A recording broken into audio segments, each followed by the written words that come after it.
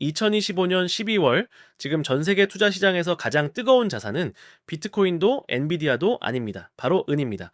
은 가격이 사상 최고가인 온스당 79.57달러를 터치하며 올해만 무려 160%라는 경이적인 수익률을 기록했습니다.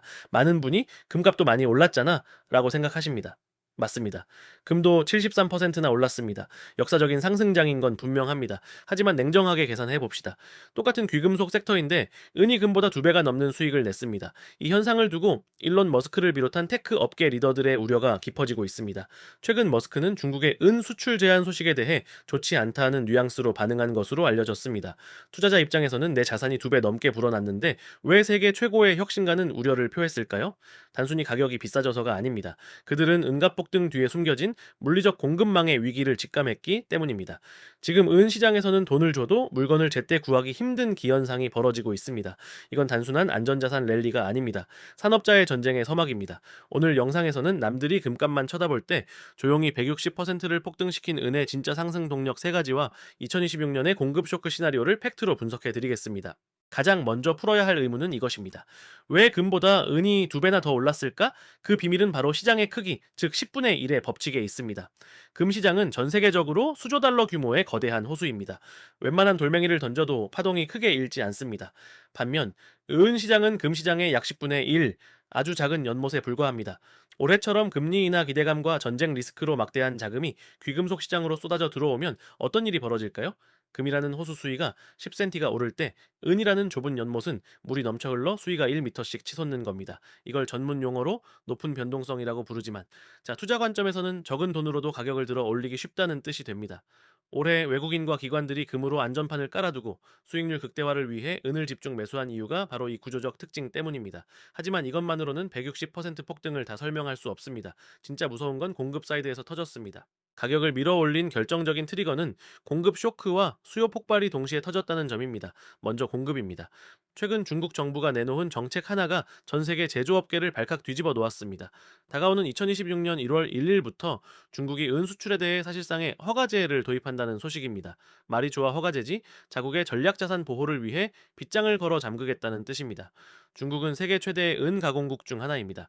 그런 나라가 공급을 조이겠다라고 선언하니 시장에서는 당장 내년부터 물건을 못 구할 수 있다는 공포가 확산된 겁니다. 실제로 런던 금속거래소와 상하이 금속거래소 간의 가격 차이가 벌어지는 기현상이 포착되고 있습니다.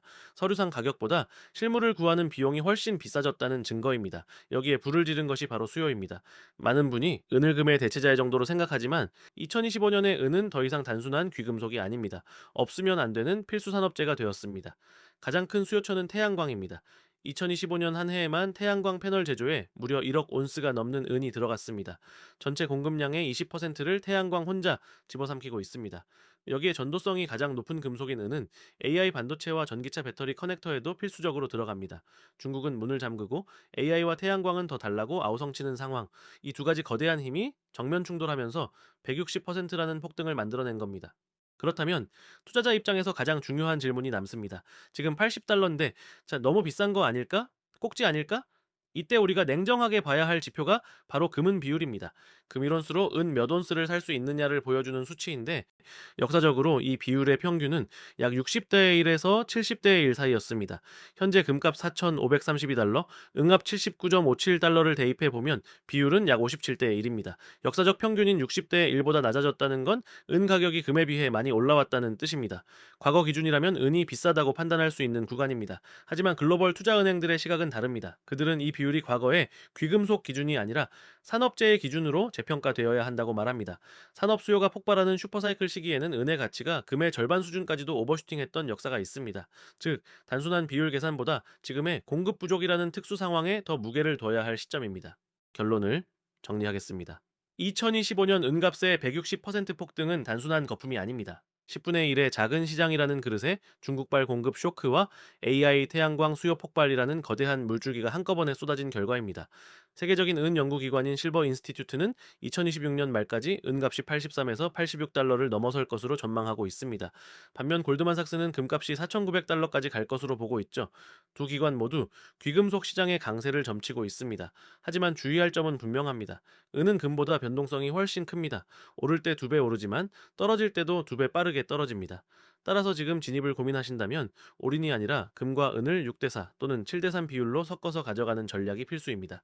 2026년 은은 더 이상 반짝이는 보석이 아니라 미래 산업의 쌀입니다. 머스크의 우려 섞인 시선을 투자자 여러분은 기회로 해석할 수 있는 해안이 필요한 시점입니다. 지금까지 생투자였습니다.